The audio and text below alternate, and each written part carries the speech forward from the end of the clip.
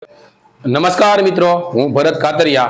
મિત્રો, આજે હું અગત્યના મુદ્દા પર ચર્ચા કરી અને એ મુદ્દો છે એસટી નો, એટલે કે ગુજરાત એસટી.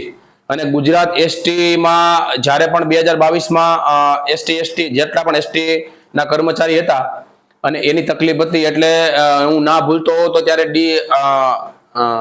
ડીસી કરીને જે અધિકારી હતા એ જાડેજા સાહેબ હતા, તો એમને રજૂઆત કરી હતી અને ઘણા મુદ્દા શોર્ટ આઉટ કર્યા હતા. અને અભિયાન એજ્યુકેશન ચેરિટેબલ ટ્રસ્ટના માધ્યમથી ડોક્ટર બી આર આંબેડકર સાહેબનો એમની ચેમ્બરમાં ફોટો લગાડેલો હતો અને હાલની તારીખમાં પણ ત્યાં ફોટો છે. એટલે મારું એ કહેવાનું, જ્યારે તકલીફ થાય ત્યારે ચોક્કસ ઉભા રહ્યો, પણ ખોટું કરશો તો તમારી પર પણ તવાઈ થાય. એટલે ખોટા સર્ટિફિકેટ આપી અને નોકરીએ ન જવું, એસટીના વર્કશોપમાં એસટી ડિવિઝનમાં ટેબલ સંભાળી લેવા, સર્ટિફિકેટો બતાવી અને એ પણ સર્ટિફિકેટો ખરાઈ કરે એસટીના જે પણ કર્મચારી હોય કે આ એસટીના જે સર્ટિફિકેટ આવે, મેડિકલ સર્ટિફિકેટ ક્યાંનું છે, ક્યાંથી લઈ આવેલો છે, એમબીબીએસ નું છે કે નહીં. તો જે પણ આ કર્મચારીઓ ખોટી રીતે સર્ટિફિકેટ આપી અને ટેબલ જેને દબાવ્યા છે ને, એની પણ તવાઈ થવી જોઈએ ને કાર્યવાહી થવી જોઈએ.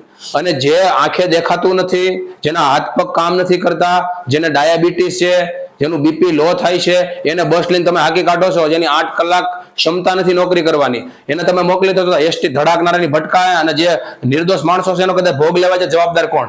આવા ખોટા સર્ટિફિકેટ જે આપતા હોય તો એની પર પણ કાર્યવાહી થવી જોઈએ, પણ કોઈ પણ સમાજમાંથી બિલોંગ કરતો હોય. અને બીજું એ કહેવાનું કે આમાં પણ આનો રેકોર્ડ કેવો છે, કેમ એસટી ના કર્મચારીને નોકરી મળી જાય છે. નોકરી મળે નો વાંધો નહીં, પણ આ નોકરી મળ્યા પછી એની પર પ્રોહિબિશનના ગુના છે, કેટલા ગુના છે એ પણ તપાસ થવી જોઈએ.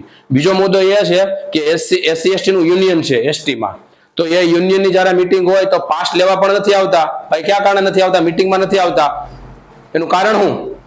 અને મને ઓલારે નોકરી આપો, મોટા ભાગે લેડીઝ એમ કીધું કે મને ઓલારે નોકરી આપો, ફલાણાને નોકરી આપો. એ શું? જ્યાં તમે મોકલે ને તમારી નિષ્ઠાવંતી નોકરી હોવી જોઈએ. એટલે મહેરબાની કરી અને તમારો વ્યક્તિગત મુદ્દો છે ને સામાજિક મુદ્દો ન બનાવતા, કેમ કે પછી અમરેલી જિલ્લાનો એક પણ આગેવાન તમને બચાવવા નહીં આવે, કેમ કે હું પછી અગ્રી નોટ છું, એ ધ્યાન રાખજો. એટલે ઈમાનદારીથી નોકરી કરો, જ્યાં મોકલે ત્યાં જાઓ અને ખોટા સર્ટિફિકેટ મેળવી અને તમે છે ને એસટી આર ગદ્દારી ન કરતા 50-60 હજાર પગાર મેળવો છો.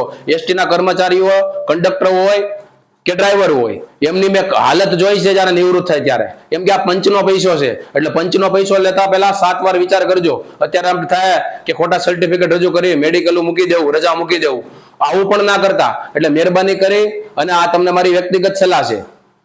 જે તમારો મુદ્દો હોય, સાચો મુદ્દો હોય તો ચોક્કસ ઉભા રહેવું, પણ ખોટા મુદ્દા બાબતે જો કોઈ સમાજને ભેળવવાની પ્રયત્ન કર્યો ને તો એકદમ યાદ રાખજો, પછી અમરેલી જિલ્લાનો, સિટીનો તો નહીં પણ જિલ્લાનો કોઈ આગેવાન બચાવવા નહીં આવે. એટલે મહેરબાની કરી અને જે પણ ગુનાહિત છે, એસસી હોય, એસટી હોય, ઓબીસી હોય, જનરલ હોય, કોઈ પણ સમાજમાંથી બિલોંગ કરતો હોય, એને ખાસ સૂચના આપું છું કે તમે ઈમાનદારીથી નોકરી કરો. અને ખોટા સર્ટિફિકેટ આપે ને તો આ ડીસી હોય કે એમડી હોય, એમને પણ સાહેબોને પણ વિનંતી કરું કે આની ખરાઈ કરો કે આ સર્ટિફિકેટ ક્યાંથી મેળવેલું છે, સાચું છે, ખોટું છે, એમબીબીએસ નું છે કે પૈસા આપીને મંગાવેલું છે, આ પણ ખરેખર તપાસ થવી જોઈએ. અને જે પણ ખોટા ટેબલ દબાવેલા છે ને એની ઉપર પણ કાર્યવાહી થવી જોઈએ. અને જો આ કાર્યવાહી ન થાય તો આ એસટીમાં આમ તાંગડની ગાલા જ રાખતે, એસટી કેટલી ખાડે હાલે છે અને તમારો પગાર કેમ થાય એ એસટી ને ખબર છે, સરકારને ખબર છે. એટલે સરકારને પણ વિનંતી છે કે આ ધ્યાન દોરી અને આ પણ આવા કર્મચારી હોય ને એને બાકાત કરો. જય ભારત.